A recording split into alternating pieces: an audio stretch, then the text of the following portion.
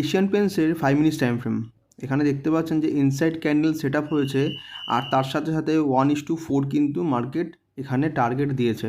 যদি আপনি support to support যদি আপনি এখানে ট্রেল করতেন তাহলেও কিন্তু 1:4 এখানে আরামসে পেয়ে যেতেন।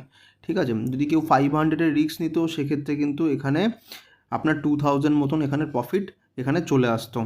তো এই জিনিসগুলো আপনাকে খেয়াল রাখতে হবে যে এখানে সাপোর্ট কোথায় আছে, রেজিস্ট্যান্স কোথায় আছে।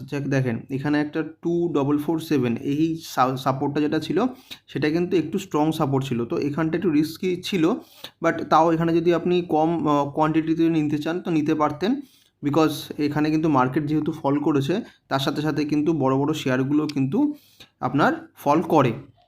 যেমন নিফটি ফিফটির আজকে ডাউনে যাচ্ছে, তো তার জন্য কিন্তু বড় বড় শেয়ার যেমন এশিয়ান পেন্টস কিন্তু এক নিফটি ফিফটি শেয়ার, সেই কারণে কিন্তু এখানেও সে ডাউন ট্রেন্ডেই গেছে।